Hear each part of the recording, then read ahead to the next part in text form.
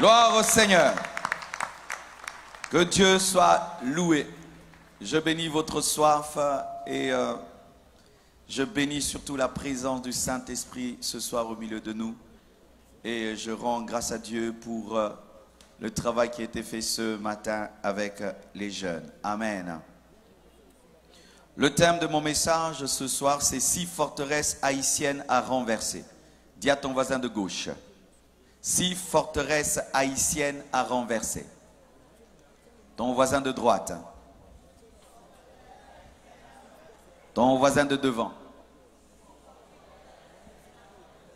Ton voisin de derrière. Ton voisin qui te sourit.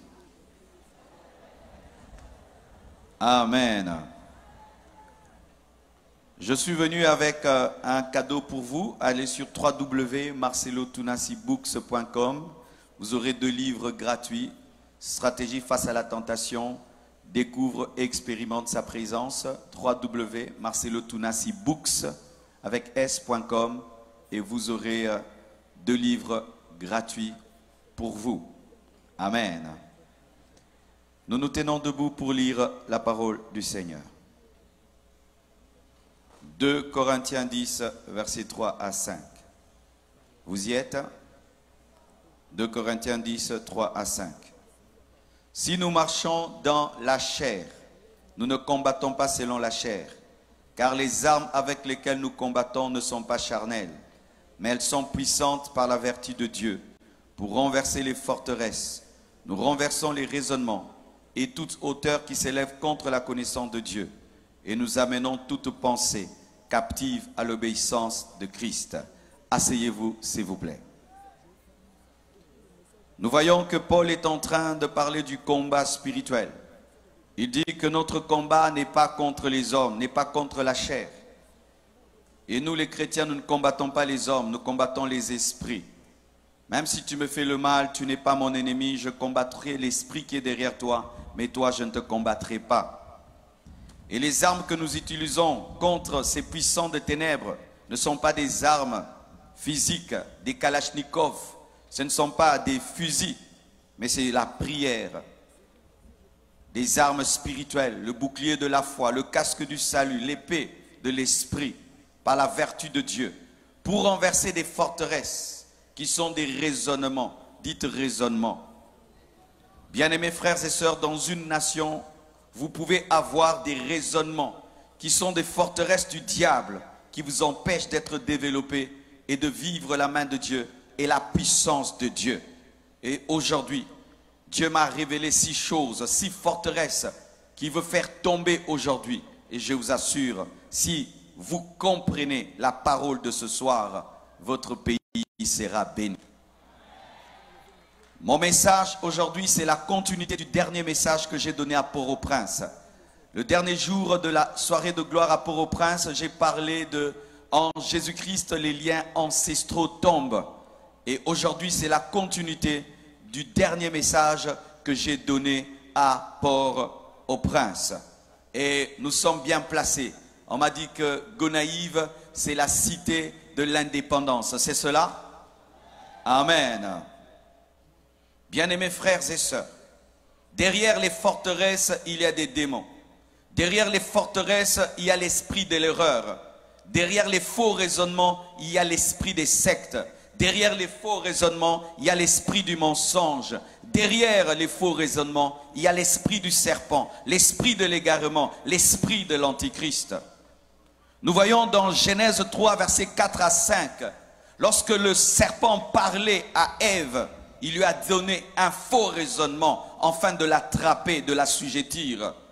Alors le serpent dit à la femme, vous ne mourrez point, mais Dieu sait que le jour où vous en mangerez, vos yeux s'ouvriront et vous serez comme de Dieu, connaissant le bien et le mal. Le diable a mis dans la femme une forteresse, que Dieu était contre l'homme, que Dieu était jaloux de l'homme. Et cette forteresse, ce faux raisonnement que le diable avait mis dans la tête d'Ève, l'a amené à pécher et à connaître la déchéance. Et dans votre nation, il y a une première forteresse. On vous dit ceci. On vous dit que vous souffrez à cause du pacte que vos arrière-grands-parents ont fait avec le diable en buvant le sang d'un cochon. On vous dit ça, que les Haïtiens souffrent parce que vos grands-parents avaient bu le sang du cochon au bois du Caïman à cause de Dessalines. On vous dit que vous payez jusqu'aujourd'hui par des catastrophes naturelles, que les tremblements des terres que vous avez et la pauvreté que vous connaissez, c'est parce que vos ancêtres avaient bu le sang d'un cochon. D'autres disent, vos ancêtres avaient bu le sang d'un homme. Vous avez invoqué les démons du vaudou et Dieu, à cause de cela, vous fait payer cher jusqu'aujourd'hui en envoyant des catastrophes et en envoyant la pauvreté. Est-ce que c'est vrai? Regarde ton voisin, dis-lui, est-ce que c'est vrai? Nous allons réétudier ce qu'on vous dit. Ce qu'on dit partout, on dit ça des Haïtiens. Là-bas, ils souffrent pourquoi? Ils sont dans le vaudou. Là-bas, il y a des tremblements de terre parce qu'ils sont dans le vaudou. Là-bas, ils sont pauvres parce qu'ils sont dans le vaudou. Est-ce que c'est vrai? Est-ce que c'est vrai? Moi, je vous dis, c'est faux. Je vous dis, c'est faux et archi faux et je vais vous le démontrer. Mais le problème, j'ai dit forteresse, c'est dire quoi? Les forteresses, ce sont des choses qui ont duré pendant longtemps, qui sont installées et qui peuvent faire 300 ans, 500 ans, où vous réfléchissez toujours de la même manière alors que vous êtes dans l'erreur. Si vous ne savez pas, avant, mes frères, on disait que la terre était plate. Tout le monde disait que la terre était plate, parce que quand tu te promènes, la terre est plate. Mais un homme a dit non, la terre n'est pas plate, la terre est ronde. On l'a même tué à cause de cela. Mais aujourd'hui, nous lui donnons raison, la terre n'est pas plate, la terre est ronde. Alléluia. Suivez-moi bien. Amen. Mes frères, on vous dit que vous avez des catastrophes naturelles à cause du vaudou et parce que vos pères ont bu le sang d'un cochon. Mais non, vous avez des catastrophes naturelles à cause de votre situation géographique.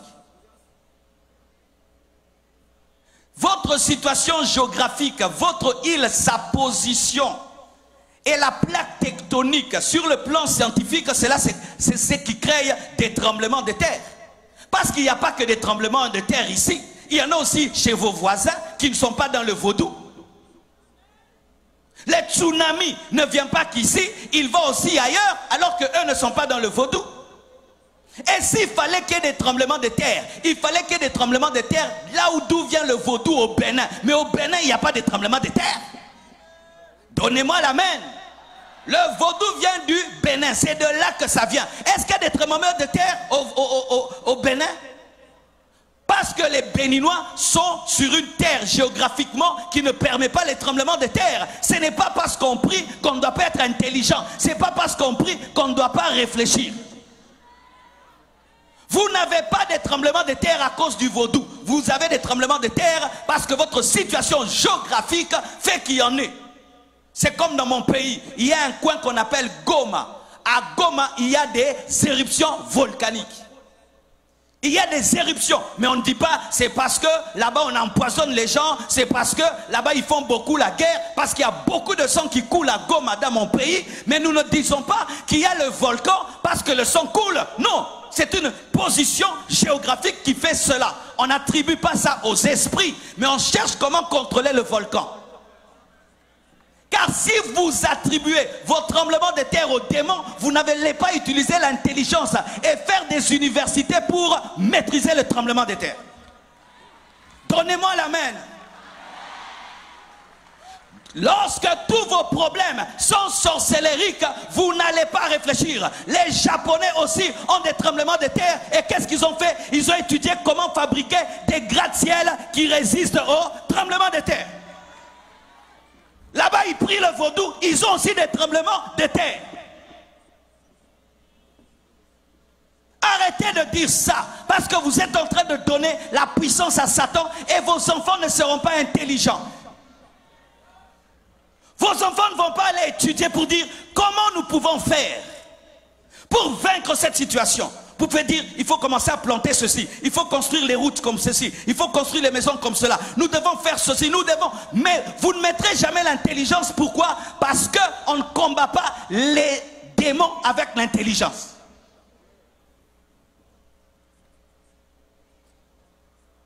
Il fut un temps, devant ma maison, il y avait un gros trou devant la route. Un gros trou. Une prophétesse vient me dire, pasteur, j'étais en train de prier et j'ai vu un esprit d'hippopotame. C'est ce qui fait qu'il y ait les trous devant ta maison. L'esprit d'hippopotame. Dites esprit d'hippopotame. Pour elle, le trou devant la maison, c'était l'esprit d'hippopotame. Le trou sur la route, c'était l'esprit d'hippopotame. Quelque temps après, le gouvernement engage des Japonais ou des Chinois pour arranger la route et les Chinois passent par là, ils remblent le trou. L'esprit d'hippopotame était parti parce que ce n'était pas l'esprit d'hippopotame, c'était l'esprit de désordre. C'était l'esprit de désordre. Il fut un temps, un homme qui a la peste, on disait qu'il était maudit. Mais aujourd'hui, avec la technologie, on est en train de guérir la peste. Si tremblement de terre est égal à vaudou, alors partout il y a des tremblements de terre, partout il y a des séismes. Est-ce qu'ils sont dans le vaudou? Et s'il fallait qu'il y ait des tremblements de terre, il fallait que ça commence là où le vaudou a commencé, au Bénin. Mais là-bas, il n'y a pas de tremblement de terre. Vous êtes pauvres parce que le vaudou, vos parents ont bu le sang. Bien aimé. Combien de gens sont en train de boire le sang maintenant? Combien de gens boivent le sang même humain, pas le sang d'un cochon, aux États-Unis, dans des pays développés, mais ils sont riches. Quand vous attribuez votre pauvreté aux esprits, vous n'allez pas économiser, vous n'allez pas avoir une économie forte, vous n'allez pas vous battre pour avoir une bonne politique, vous allez dire toujours le diable, le diable, le diable.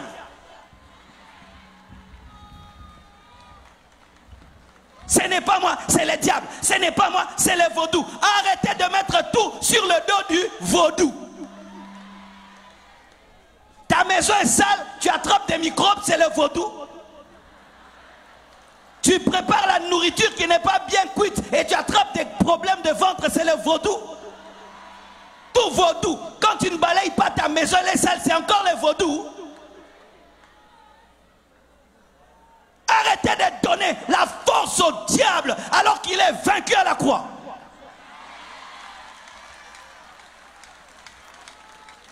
Donne-moi la main que je parle. Alléluia.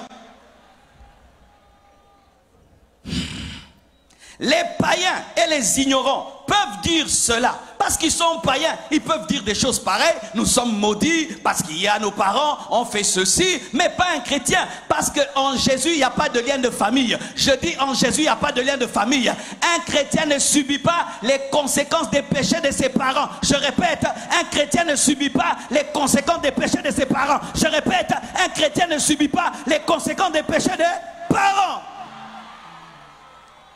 La Bible dit, on ne dira plus que les parents ont mangé les raisins verts et cela a agacé les dents des enfants. On ne dira pas, car chacun mourra pour son péché, la nouvelle alliance. Alors ne dis pas que tu es en train de souffrir aujourd'hui parce qu'il y a des années, il y a quelques personnes qui ont bu un sang. Non. Alléluia. Et si même c'est le cas, nous voyons la présence de Joseph, un seul Joseph, dans la maison de Potiphar. Potiphar était un Égyptien, un occultiste, un magicien, qui avait fait des pactes avec le diable. Mais la présence de Joseph, qui avait l'alliance avec l'Éternel, a béni la maison de Potiphar. Et vous, vous avez l'alliance avec Jésus-Christ. Et votre présence chrétienne dans cette nation bénit cette nation. Cette nation n'est pas maudite, elle est bénie, elle est bénie, elle est bénie. Comment vous pouvez croire que quelques personnes qui pratiquent le vaudou, ça peut influencer tous ces chrétiens? Dites-moi alléluia. Donc vous tous ici, vous êtes incapables de bénir Gonaïf. Alors qu'un Joseph, un seul Joseph a béni l'Égypte. Mais vous êtes à combien de chrétiens? Combien d'églises? Combien de pasteurs? Et vous continuez à dire, ce pays, à cause du vaudou, c'est insulter Jésus, c'est insulter Dieu. C'est insulter Dieu, c'est insulter Dieu. Donc eux, leur petit groupe de vaudou là influence tout ce pays qui a tous ces chrétiens. Quand je marche sur la route, église, église, église, boutique, église, boutique, église, église, boutique, boutique, église, et toutes ces églises ne peuvent pas dire que ce pays est béni. Non, et archi faux.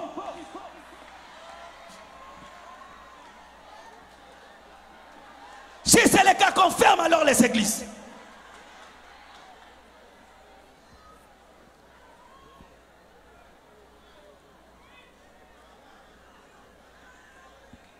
Donnez-moi la main. Un seul Joseph a béni une nation de sorcellerie. Un seul Joseph a béni toute une nation de sorcellerie. Mais 10 000 chrétiens, 1 million de chrétiens, vous dites non, c'est à cause du vaudou. Quelle confession d'impuissance!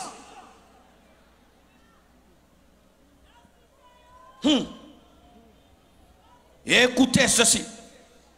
Les Américains, les Chinois, les Français, n'ont-ils pas fait pire que vous? Les Américains déclenchent des guerres dans des nations. Il y a des millions d'hommes qui meurent. Des Français déclenchent des guerres dans des nations. Des millions de gens meurent. Mais tu vas en France, tu vas aux États-Unis, les chrétiens vont bien.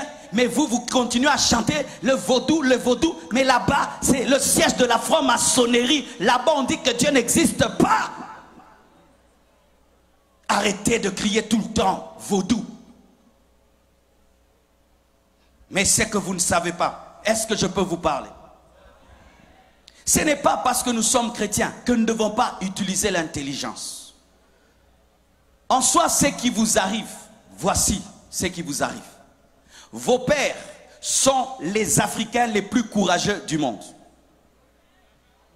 Ce sont les premiers Africains qui ont arraché d'eux-mêmes leur liberté. On ne leur a pas donné, ils ont arraché. Et l'homme dont vous parlez dans votre histoire, Toussaint Louverture, a tenu tête face à Napoléon Bonaparte, qui était un grand empereur. Il a même vaincu dans une bataille. Et c'était un mauvais signe pour le monde. Et ça allait se répercuter sur toute l'Afrique. L'homme noir allait dire qu'il peut. C'est pourquoi la communauté étrangère s'est liguée contre vous. C'est ça la vérité. Vous voyez que des démons. Ah, parce qu'on est chrétien, on ne peut pas parler comme ça, hein, que je dise démon, hein, alors que mon intelligence me dit que non, il y a un complot contre vous.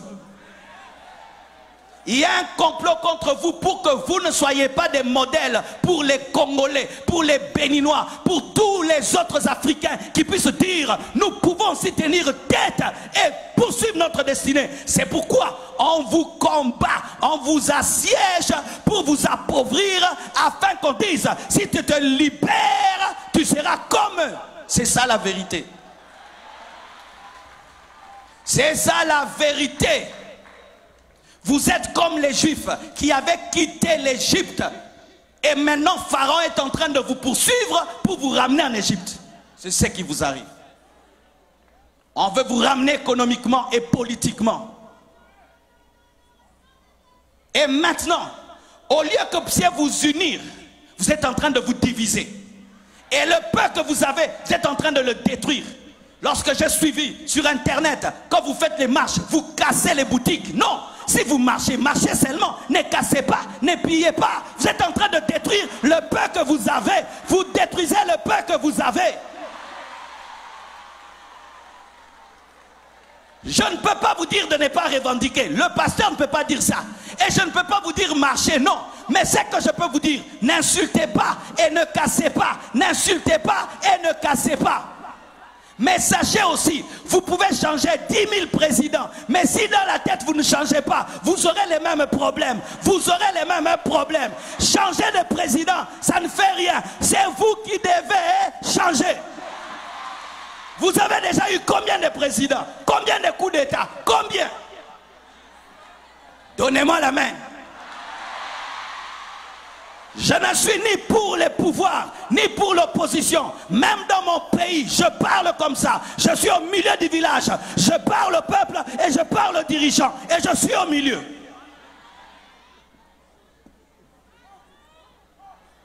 Tu marches, tu viens dans ma boutique, tu me prends tout. Est-ce que ça c'est marcher encore? Tu marches et puis tu brûles ma voiture. Ça c'est encore marcher. Qu'est-ce que moi j'ai fait? Qu'est-ce que ma voiture t'a fait? Qu'est-ce que ma boutique t'a fait? Ne commettez pas l'erreur que nous on a commis au Congo. Vous savez ce que nous on a fait au Congo? On a marché comme ça et puis on a pillé. On a pillé les plus grandes entreprises. On a pillé la zone industrielle. Et notre économie a reculé fois 100. Et la zone industrielle aujourd'hui est devenue une zone résidentielle. Qui ont détruit nous-mêmes? Et quelle force? On pouvait voir un Congolais qui transporte lui-même un congélateur. Cette force-là que tu as pour piller, tu ne peux pas l'utiliser pour travailler. La force que tu as là pour transporter des congélateurs, tu ne peux pas l'utiliser pour travailler et développer ton pays.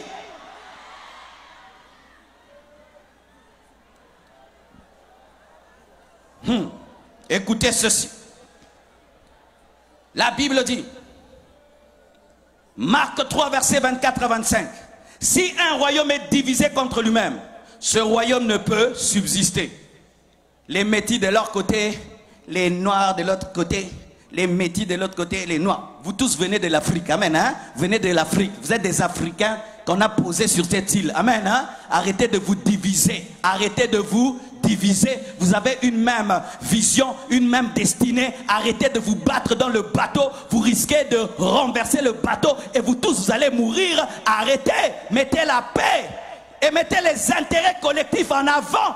Cessez de mettre les intérêts personnels en avant. Un royaume qui est divisé contre lui-même ne peut subsister. Une nation divisée contre elle-même, cette maison plutôt, ne peut subsister. Faites attention de vous diviser et de vous détruire alors que vous êtes en train de jouer le jeu de vos ennemis. Le jeu de vos ennemis, de ceux qui ne sont pas là mais qui sont là. Pendant que vous déchirez, vous êtes en train de jouer le jeu de Pharaon. Si Israël, pendant qu'il devait traverser la mer Rouge, commençait à se chamailler, Pharaon allait les rattraper. Et vous, au lieu de traverser la mer Rouge, vous vous chamaillez, vous vous chamaillez, vous vous chamaillez. Et puis Pharaon vous attrape et vous ramène en servitude. Vous qui avez étudié, vous qui êtes des têtes pensantes, utilisez votre intelligence avec le Saint-Esprit pour développer votre nation. C'est pourquoi l'Église ne doit pas engendrer que des pasteurs, doit engendrer aussi des juristes, des économistes, des professeurs, pas seulement des pasteurs et des prophètes. On ne doit pas seulement avoir des pasteurs. Toi tu seras pasteur, toi tu seras pasteur. Non, toi aussi tu seras ministre, toi tu seras avocat, toi tu seras aussi. Nous ne devons pas seulement avoir pasteur, pasteur, pasteur, pasteur. Nous ne devons pas seulement engendrer des églises, nous devons aussi engendrer des entreprises, pas seulement des églises, des écoles, des hôpitaux, des entreprises, pas seulement des églises. Nous devons avoir des chrétiens qui sont des sénateurs, qui sont des députés.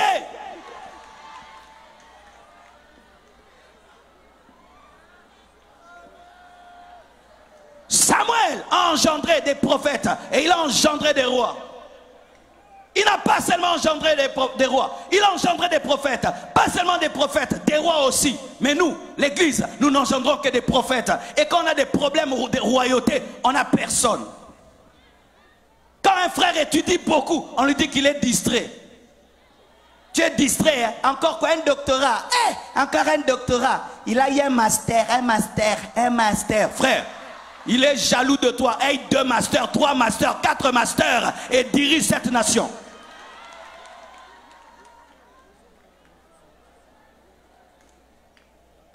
Dites 2.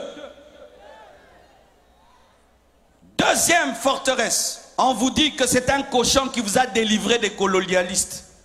On vous dit que c'est un cochon qui vous a délivré des colonialistes. Donc il faudrait mettre même sur les drapeaux un cochon.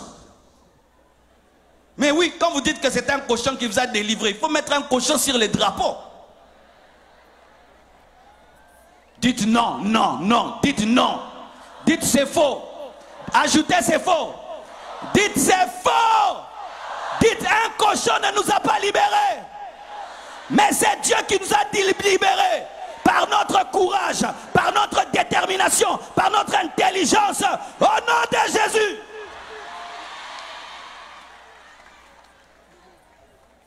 On vous dit c'est un cochon qui vous a délivré. Alors que c'est Dieu qui vous a délivré. C'est votre courage qui vous a délivré.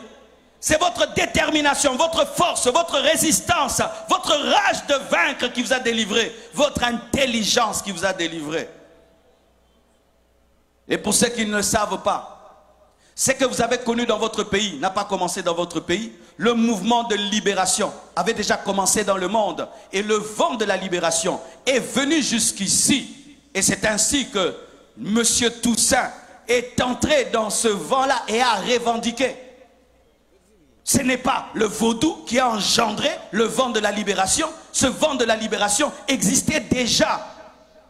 En Europe, il y avait déjà des blancs qui étaient contre l'esclavage, qui s'opposaient à cela, qui voulaient l'égalité. Ce n'est pas le vaudou qui a fait ça. Ce vent de liberté n'a pas été déclenché par le vaudou, mais été déclenché par des hommes qui voyaient que c'était mal d'asservir les frères.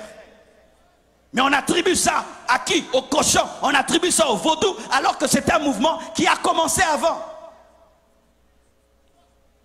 On présente que ce que vous avez fait au bois du Caïman, un pacte avec un cochon et tout le reste. Mais on ne montre pas le travail que Toussaint a fait pour amener ce réveil-là.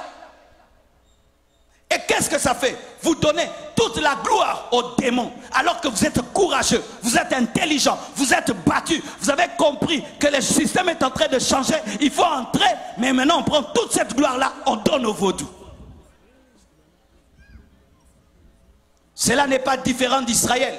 Israël est sorti de l'Égypte par la puissance de Dieu. Ils arrivent dans le désert, ils disent quoi? Ils vont faire un veau d'or. Et puis ils font un veau d'or, ils disent quoi? Que c'est le veau qui les a délivrés. Est-ce que c'était le veau d'or? C'est ce que le diable fait toujours. Tu vois un garçon très intelligent, on vient lui dire, on va te donner l'intelligence pour dominer le monde. Tu vois une belle femme, on dit viens. Satan lui dit viens vers moi, je vais te rendre belle alors qu'elle est déjà belle. Vous allez voir, le grand footballeur, c'est lui qu'on cherche. Viens, on va t'aider à marquer des buts alors qu'il est déjà un grand footballeur. Quelqu'un chante déjà très bien. Viens, on va te donner le succès, tu auras une belle voix alors que déjà, il chante bien.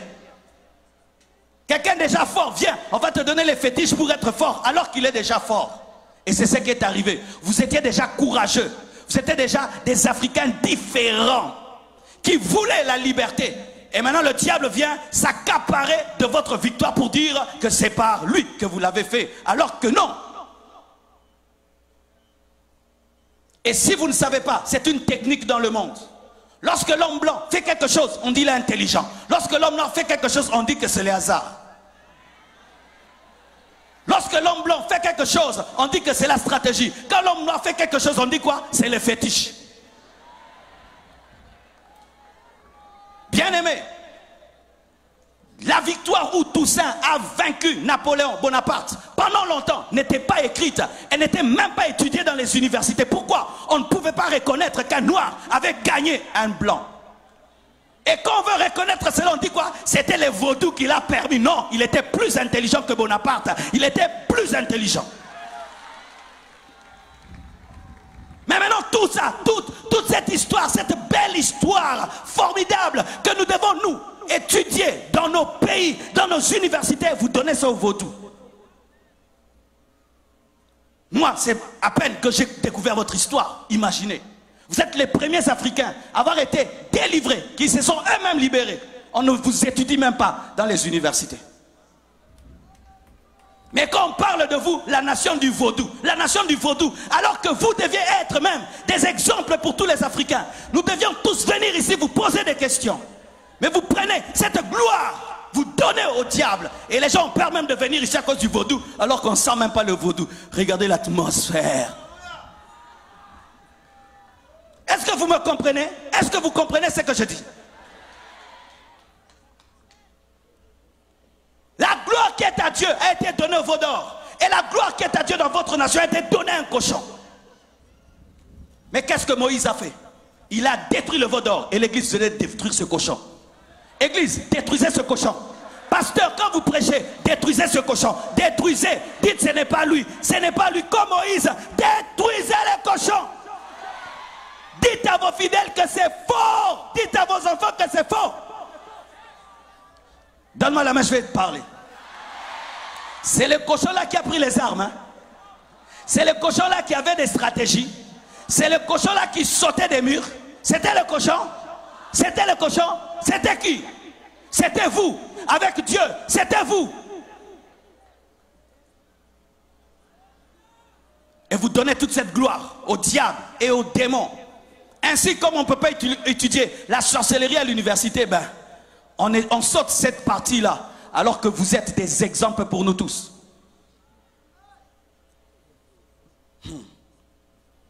Donne-moi l'amen. Dites 3. On vous dit que vaut mieux servir le diable que Jésus. On vous dit, Satan, il est mieux que Jésus. Et vous mettez Jésus sur le même pied d'égalité que Satan. Alors qu'ils ne sont pas dans la même catégorie. Satan, c'est un poids mouche. Jésus, c'est un poids lourd. Un poids lourd ne peut pas combattre un poids mouche. Ce sera vraiment un assassinat. Alléluia. C'est pourquoi il t'envoie toi d'aller chasser le diable. Parce que lui et le diable, vraiment, il ne peut pas. Il t'envoie toi, va les chasser. Alléluia. Jésus est créateur. Satan est une créature. Comment tu peux comparer Jésus à Satan? Jésus crée, le diable copie. Comment tu peux comparer Jésus à Satan? C'est Jésus qui a créé Satan. Comment tu peux comparer une créature de son créateur? Et même on vous présente des bons Satans, des bons démons. Vous avez des bons démons. Des bons démons que vous invoquez, vous dansez pour eux. Vous avez même des chorales pour les bons démons. Des chorales pour les démons. Chorales. Vous avez même des uniformes pour les démons. Des uniformes bleus, blancs. Pour les démons, une chorale. Arrêtez ça. Sortez de ces chorales. Si tu es dans cette chorale, quitte cette chorale. Quitte. Il n'y a pas de bon Satan, il n'y a que de mauvais Satan. Car la Bible dit dans Jean 10, verset 10, le voleur ne vient que pour voler, il vient que pour détruire, il vient que pour tuer. Mais vous présentez des bons Satans, des bons démons, des démons qui prophétisent, des démons qui guérissent, des démons qui révèlent le futur, des démons qui accomplissent des miracles. Mais sachez que tout ce que tu reçois du diable, tu le paieras très très cher. Il n'y a pas de bon Satan. Il n'y a pas de bon démon. Il n'y a pas le démon qui protège la famille. Si vous avez un démon dans votre famille qui vous protège, il vous détruit. Il n'y a pas un démon protecteur. Il n'y a que des démons destructeurs.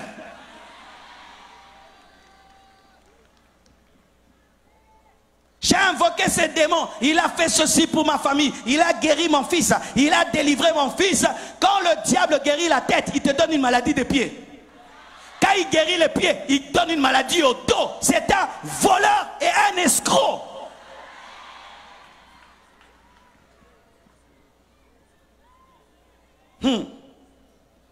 Exode 7, verset 10 à 12 nous dit: Moïse et Aaron allèrent vers le Pharaon, et ils firent ce que l'Éternel avait ordonné.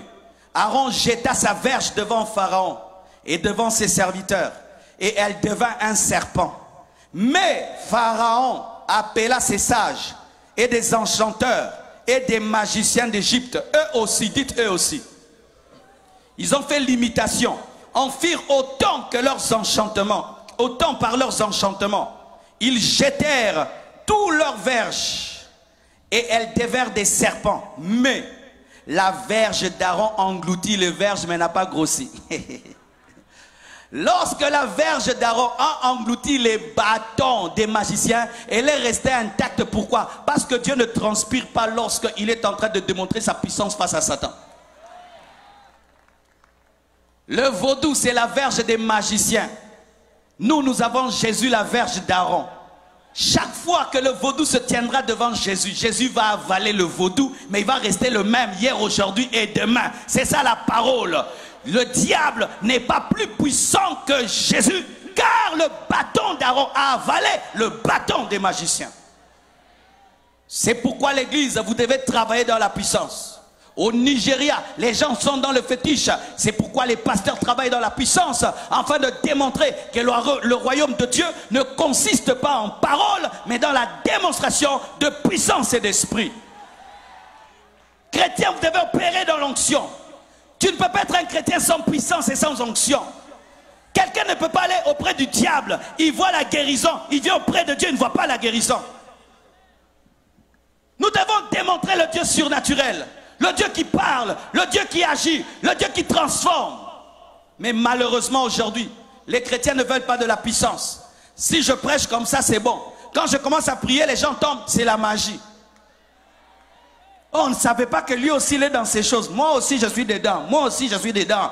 Jésus ne prêchait pas seulement, il chassait les démons, il guérissait les malades. Je refuse d'être un prédicateur qui parle seulement. Après je dois guérir les malades, je dois chasser les démons comme Jésus. Donne-moi la main, je sens que je dois parler. Aujourd'hui, il est interdit aux pasteurs sérieux de travailler dans la puissance. Une fois je commence à prier, les gens sont guéris, délivrés. On me dit, pasteur, toi aussi tu entres dans ces aventures-là. Les aventures? Les aventures? Toi tu es un enfant malade à la maison. Tu sais ce que ça fait d'avoir un enfant malade à la maison? Tu sais quoi? D'avoir un enfant qui est sourd? Tu sais que c'est que ça fait d'avoir un enfant aveugle? Tu sais ça fait quoi? D'être paralysé pendant 10 ans. Toutes les personnes qui disent ça sont sans amour. Être un vrai pasteur, ce n'est pas seulement parler. Un bon pasteur, après avoir parlé, doit s'occuper des problèmes des gens. Parce que Jésus ne parlait pas seulement, il s'occupait aussi des problèmes des hommes. Arrêtez de combattre les vrais hommes de Dieu qui travaillent dans la puissance, c'est important. Pourquoi? Parce que les païens, ils vont auprès du diable, ils vivent des choses. Vous venez auprès de Dieu, il n'y a rien. C'est ce que vous voulez? Ça doit être la magie. Et ça c'est la magie. Comment il fait seulement ça? Il y a 10 personnes qui tombent, il fait ça, 100 personnes tombent. Ah, ça c'est quoi là? Ça c'est quoi là? C'est la puissance de Dieu. C'est la puissance de Dieu. C'est la puissance de Dieu. Dieu n'est pas seulement celui qui convertit les cœurs. Il est aussi celui qui ouvre les yeux des aveugles, qui guérit les malades, qui chasse les démons. C'est la parole.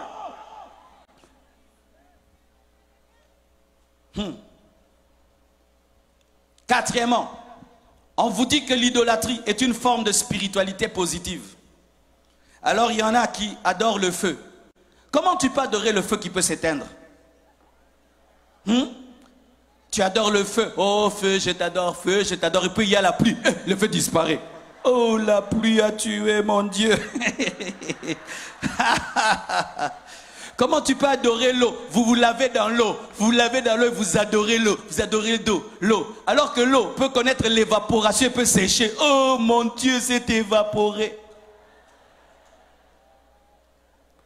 Comment tu peux adorer une statue que toi-même tu as fabriquée? C'est toi-même qui l'as fabriquée. La tête. Les pieds. Les ventres. Les yeux. La bouche. Toi-même, tu le crées. Tu lui dis, tu auras 1 mètre, tu auras 2 mètres, tu seras mince, tu seras gros, tu seras beau, tu seras vilain. C'est toi qui détermine. Et pour qu'il soit stable, tu dois mettre des clous. Il fait comme ça. Dieu bouge, Dieu bouge. Mets les clous là-bas. Non, il est penché. Dieu est penché, Dieu est penché. Mets tout droit. Dieu est debout, Dieu est debout, Dieu est debout. Dis sottises, dis bêtises. Dis bêtises. Ajoute 10 bêtises. Comment moi je te crée, je t'adore? C'est toi qui dois m'adorer parce que je t'ai créé. Comment je te crée en bois, en ciment, et puis encore je me prosterne devant toi? Ça n'a pas de sens. Ça n'a pas de sens. Tu prends le bois de ta maison, toi-même tu le coupes, toi-même tu le tailles, et puis tu l'adores encore. Est-ce que ça a du sens? Ça a du sens. Et c'est toi qui dois veiller sur Dieu, que personne ne touche Dieu. Et tu essuies Dieu. Et Dieu est sale, Dieu est sale. Et Dieu est penché. Et arrangeons Dieu. Et Dieu. Mon Dieu, on ne le suit pas. Mon Dieu, on ne le protège pas. Mon Dieu ne disparaît pas. Mon Dieu ne meurt pas. Mon Dieu est éternel. Viens vers Jésus, jette tes idoles, jette tes statues, jette tes fétiches, jette ça, jette.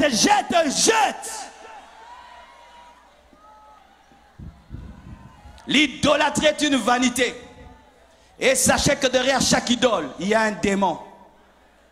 Derrière chaque idole, il y a un démon qui vient se cacher pour que tu croies que l'idole fait quelque chose, alors que l'idole ne fait rien. C'est un esprit qui est derrière l'idole, qui agit. C'est pourquoi ne faites même pas d'idole représentant Jésus. Parce que vous ne connaissez pas son visage.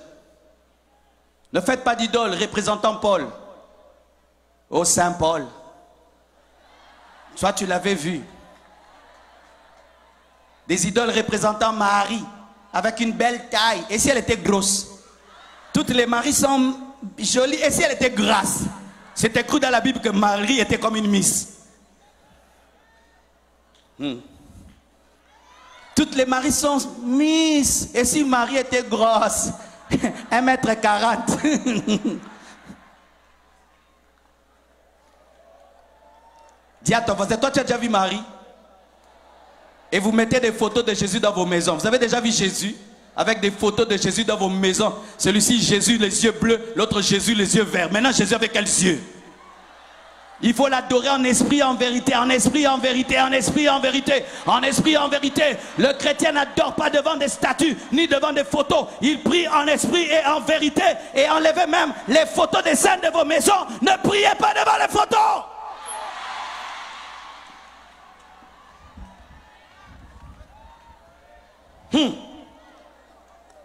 La Bible dit dans 1 Samuel 5, versets 1 à 4, les Philistins prirent l'arche de Dieu et ils la transportèrent d'Ebenezer à Asdod. Après s'être emparés de l'arche de Dieu, les Philistins la firent entrer dans la maison de Dagon. Dagon, c'était une idole. Et la placèrent à côté de Dagon. Ils mettent ici l'arche de Dieu et puis à côté de Dagon. Dites, ils mettent ici l'arche de Dieu à côté de Dagon. Donc, ils veulent dire qu'ils se ressemblent.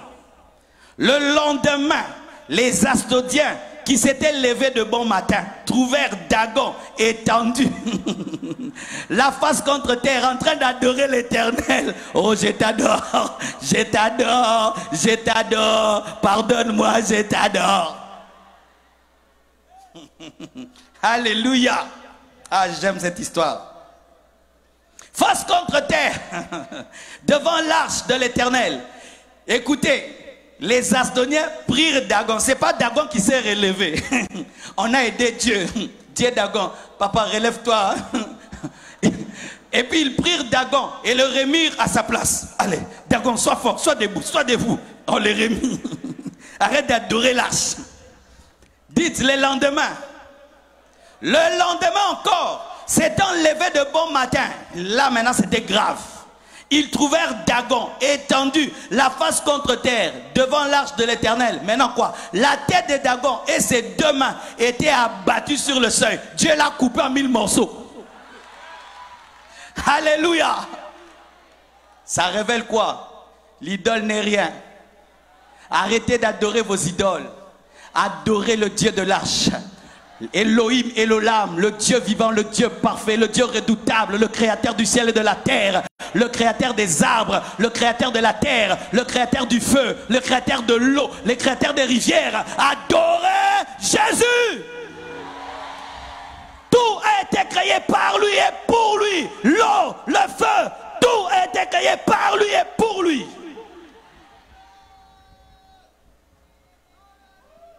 Alléluia. Arrêtez de vous laver dans des rivières à la prière. Vous vous lavez dans des rivières sales. Tu t'es sali, mon frère. Ce Dieu-là, il n'est pas propre. Ça, c'est quel Dieu qui te fait laver dans une rivière sale? Et vous êtes à 50 dans la même rivière, sans pudeur. Une maman doit se laver elle-même dans sa salle de bain avec propreté. Mais un Dieu qui te pousse à te laver à 100 personnes dans une rivière en train de vous laver, vous pensez que ce Dieu-là est Dieu? Dieu, c'est la perfection, c'est la propreté, la respectabilité, l'honneur. Une maman de 50 ans qui se lave à côté d'un enfant de 12 ans. Si seulement tu réfléchis, tu te rendras compte que ça, ce n'est pas de Dieu.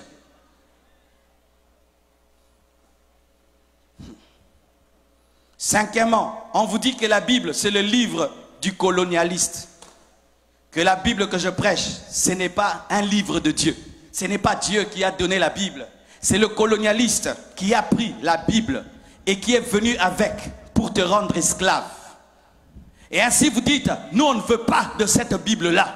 Nous voulons nos propres traditions, notre propre culture africaine. Nous ne voulons pas du Dieu des Blancs. Nous ne voulons pas du livre des Blancs. C'est faux. Voici la preuve. La Bible n'est pas le livre du colonialiste. Parce que la Bible elle-même est contre le racisme. Et la Bible originelle, la première Bible, pas la Bible en français, en lingala, en anglais, parce que ce n'est pas ça la première Bible. La première Bible n'a pas été écrite en français. La première Bible a été écrite en hébreu, en araméen, l'Ancien Testament, et le Nouveau Testament en grec. La Bible n'est pas la Bible des Français. La Bible n'a pas été écrite dans sa première version en français, ni en anglais. C'était en araméen, c'était en hébreu, c'était en grec. Et ce ne sont pas les Grecs qui sont venus ici, ni les Hébreux, ni les Araméens, ce sont les Français. Donnez-moi l'amen. Alors, mes frères, la Bible n'est pas le livre du colonialiste. Pourquoi? Parce que la Bible reconnaît l'Égypte, reconnaît l'Afrique, comme étant la puissance mondiale au temps de Moïse.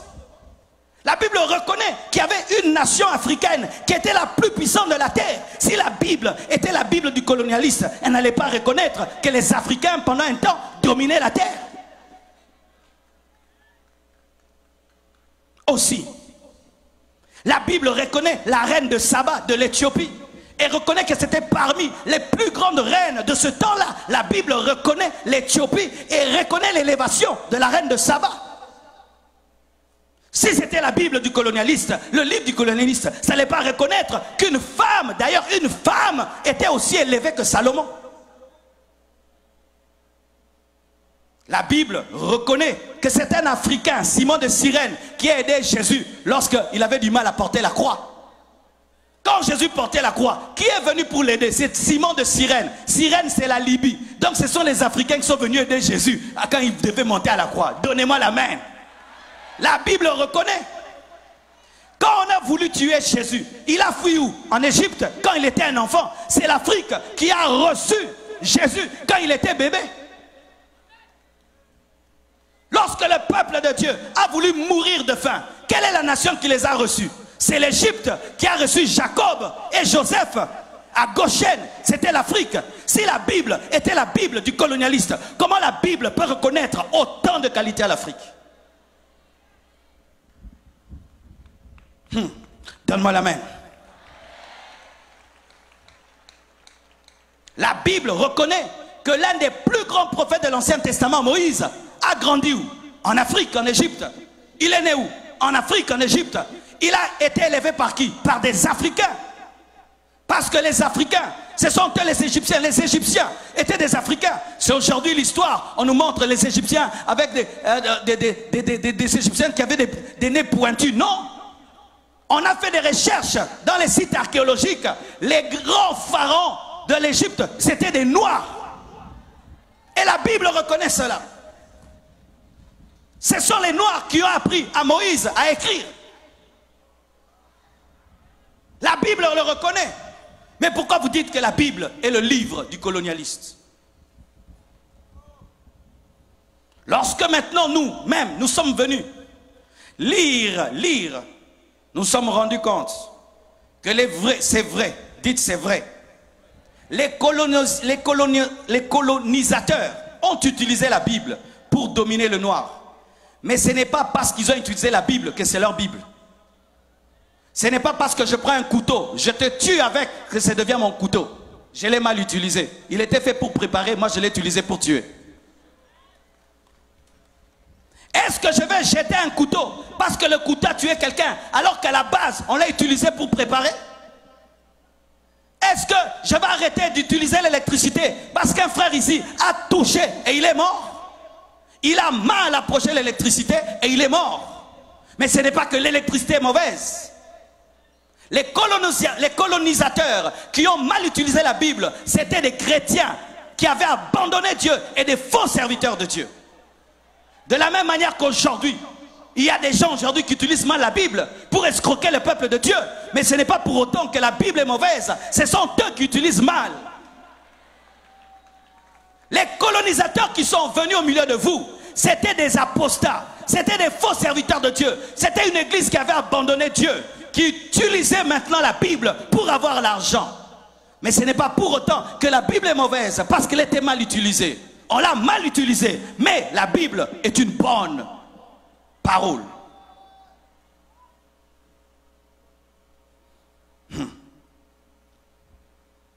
Mes frères et sœurs, une vraie église n'encourage jamais la méchanceté. Pourquoi on dit toujours que la Bible, c'est le livre des colonisateurs? Mais on ne parle pas de Martin Luther King. Martin Luther King aussi utilisait la Bible. C'était un pasteur, mais il a utilisé la Bible contre le racisme. Et aujourd'hui, on a eu un Barack Obama qui est devenu président des États-Unis. C'est la Bible qui a fait qu'il y ait la fin de la ségrégation raciale aux États-Unis. C'était la Bible. Comment la Bible peut être une Bible des colonisateurs alors que Jésus lui-même est né lorsque Israël était colonisé par les Romains? Jésus est né dans la colonisation. Il a trouvé la colonisation. Les Romains dominaient les Juifs. Comment il peut encourager cela? Quand tu as des forteresses dans ta tête, quand on prêche comme ça, ah, il est venu nous prêcher encore le Dieu des Blancs, les dieux des Blancs, les dieux de Blancs. La Bible là, elle a été utilisée pour nous dominer. Frère, il y a des gens qui mélangent mal la nourriture et puis qui s'empoisonnent. Est-ce que tu arrêtes de manger pour autant? Qui arrête de manger parce que quelqu'un a mélangé une nourriture avec une autre qui l'a empoisonné? Tu dis non, il n'a pas bien mangé, mais la nourriture est bonne, mais lui n'a pas bien mangé. Ce n'est pas parce que quelqu'un a mal utilisé la Bible que la Bible est mauvaise.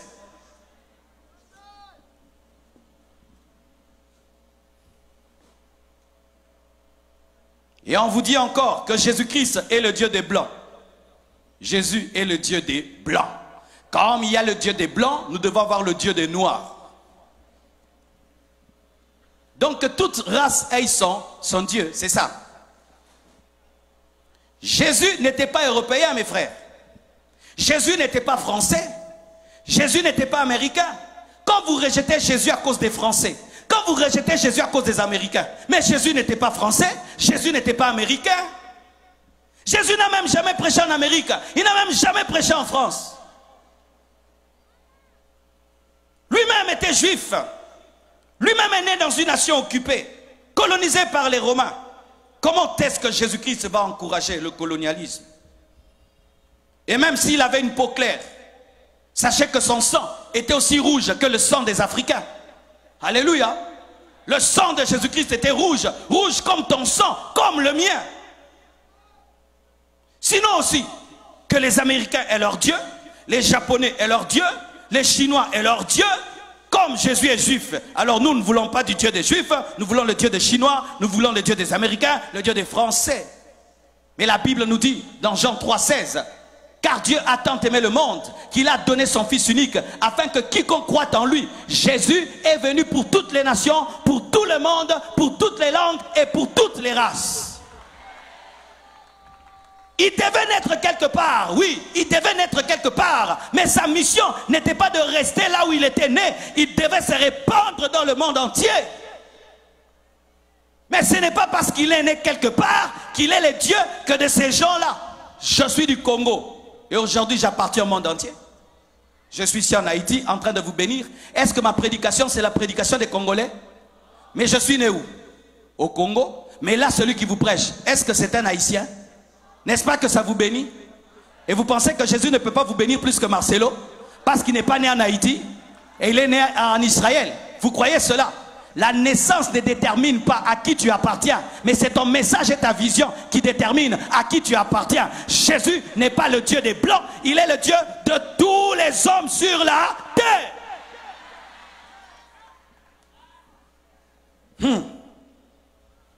Je vais vous donner deux passages clairs dans la Bible qui révèlent que Jésus-Christ n'est pas le Dieu des Blancs et pas le Dieu des Noirs. Galates 3, verset 28 à 29. Galates 3, 28 à 29. La Bible dit: Il n'y a plus ni juif ni grec. Il n'y a plus ni esclave ni libre. Il n'y a plus ni esclave ni... C'est ce que la Bible dit. Il n'y a plus d'esclaves ni libres. Il n'y a plus ni homme ni femme.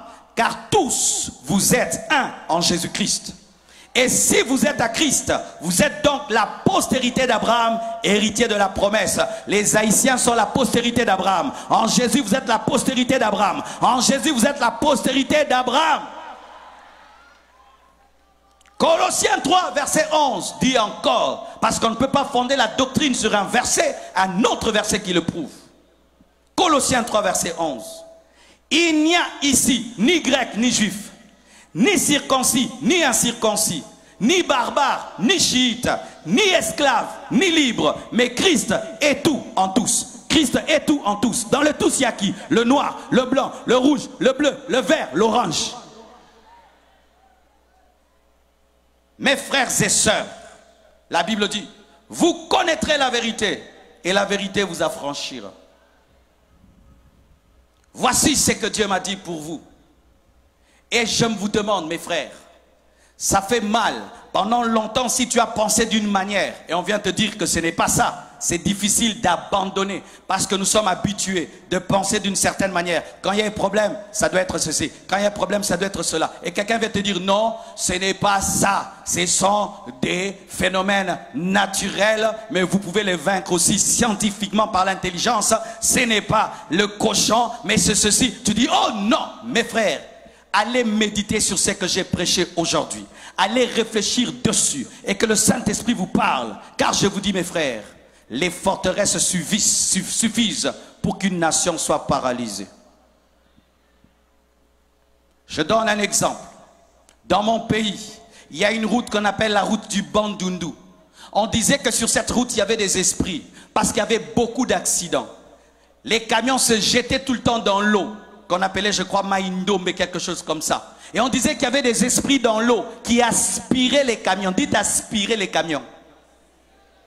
Alors tout le monde qui allait au Bandundu avait peur. Les gens priaient. Quand ils arrivaient sur cette route-là, ils priaient, oh Dieu, oh Dieu. Il y a des esprits de mort ici. Mais vous savez, quand on a agrandi la route, on a agrandi les ponts, il n'y a plus d'accidents. C'était les démons. C'était quoi? Une mauvaise route. Mais on dit qu'il y avait des esprits qui aspiraient les gens dans l'eau. C'est ça notre problème souvent, en tant qu'Africains. Au lieu de trouver, de chercher des solutions aux problèmes, nous les attribuons au temps et aux circonstances. Ainsi, nous ne faisons rien. Et nous disons, ce n'est pas nous, ce sont les temps et les circonstances. Alors que tu peux utiliser aussi l'intelligence par le Saint-Esprit pour régler le problème. Lorsque Jacob devait avoir son héritage auprès de Laban, Laban l'a escroqué. Il n'a pas dit je suis maudit. Il a trouvé l'intelligence auprès de Dieu de sorte qu'il pouvait mettre des arbres dans l'eau pour qu'il puisse avoir son héritage. Il a utilisé l'intelligence. Lorsque l'homme noir voit une pierre, il dit c'est impossible. Il voit la pierre, il dit comment je vais contourner la pierre? Mais l'homme blanc voit la pierre, il dit je vais creuser un tunnel et je vais sortir de l'autre côté. Mais nous, quand on voit, on dit l'esprit de blocage, l'esprit de résistance. Mais lui, il voit un tunnel. Toi, tu vois l'esprit de résistance, l'esprit de blocage. Réveillez-vous, mes frères et sœurs. J'aimerais vous dire la vérité. Lorsque je suis venu en Haïti et je suis venu au Gonaïve, je pensais que je vais trouver une terre détruite, anéantie. Vous avez un beau pays. Vous avez un beau pays. Et je ne veux pas rendre jaloux ceux de Port-au-Prince, mais moi j'aime Gonaïve plus que Port-au-Prince. Pardonnez-moi, ne soyez pas jaloux, hein? C'est ma liberté. Vous voyez ce vent-ci, waouh! Vous avez des belles routes, mais vous avez un paradis. Vous savez ça? Est-ce que vous savez ça? Vous voulez tous aller aux États-Unis alors que vous avez un paradis?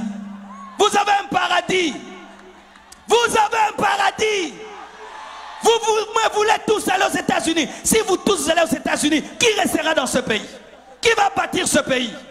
Qui restera ici?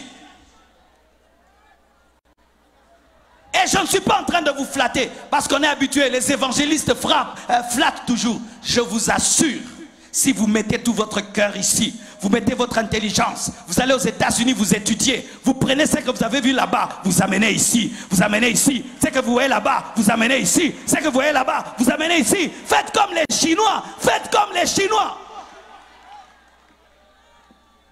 Dans tous les avions que tu prends, tu vois les Chinois, ils partent mais ils reviennent, ils partent mais ils reviennent. Quand ils voient, vous faites du Nike, ils font du Nike. Vous faites de Adidas, ils font Adidas. Vous faites Texas, ils font Texas. Les Chinois aussi, ils exagèrent. Hein? Mais voyez comment ils se développent.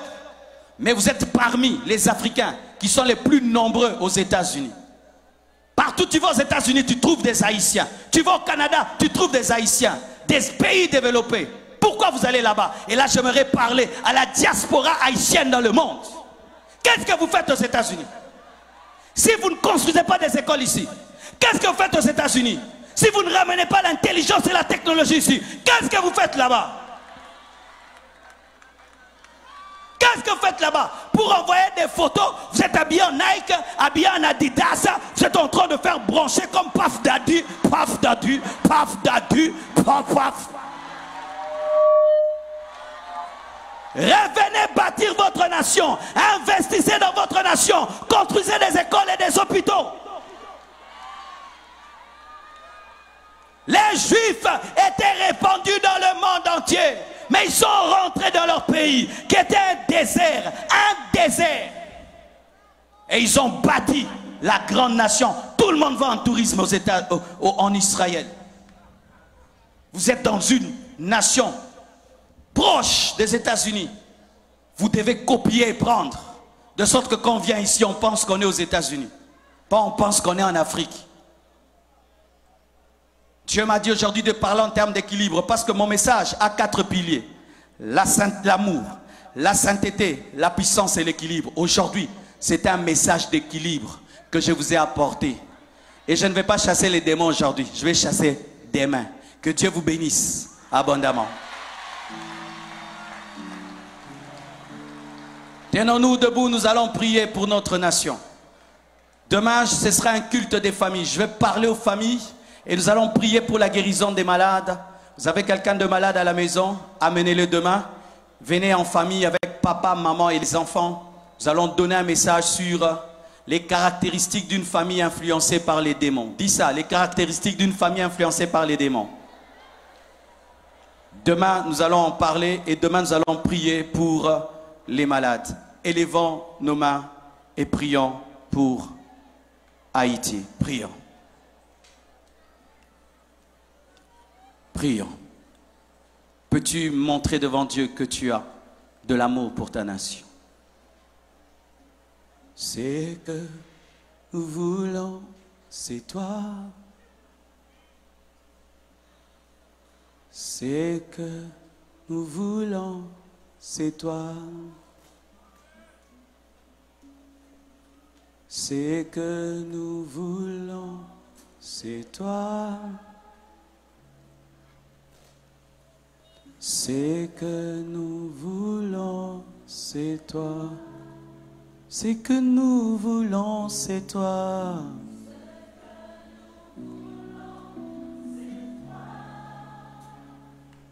Alléluia.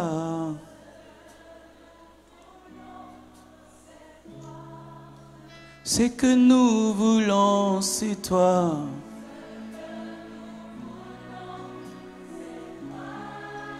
C'est que nous voulons, c'est toi.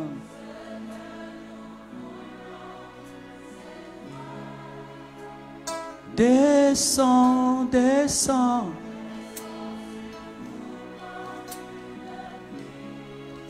Une brise légère dans la douceur de ta présence. Ta nuée nous entoure. Ta nuée nous entoure.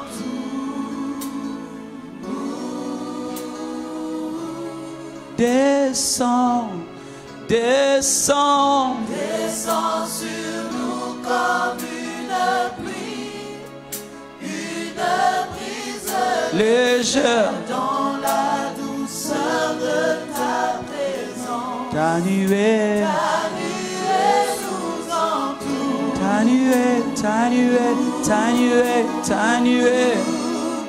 Ta nuée nous entoure. Seigneur Dieu de gloire, je prie que ce message prophétique prenne place dans les cœurs et puisse engendrer des Haïtiens différents. Engendrer, Seigneur, une nouvelle génération qui est délivrée des forteresses, qui est délivrée de l'ignorance de son histoire, de son passé, de son présent et de son futur. Je demande que tu suscites, Seigneur, des chrétiens remplis d'intelligence et de sagesse comme Daniel, comme Joseph, que tu as placé au sommet des nations. Je prie, Père éternel, que tu équilibres notre vie chrétienne et notre manière de prier. Je prie que tu nous aides à lier à la fois la science, lier à la fois la connaissance, Père éternel, Dieu de gloire. Je prie, Père éternel, que les voiles soient déchirés et que la lumière luise dans cette nation. Je prie que ce message, Seigneur Dieu de gloire, soit accompagné de force, de puissance et d'esprit, et que dans les cœurs, ils deviennent des hommes nouveaux. Que les voiles tombent, Seigneur, que les écailles tombent, et qu'ils sortent de tout complexe, Père éternel, d'infériorité, et qu'ils se voient comme tu les vois, des grands hommes, des grandes femmes, une grande nation. Soyez bénis, soyez bénis, soyez bénis, soyez bénis, soyez bénis.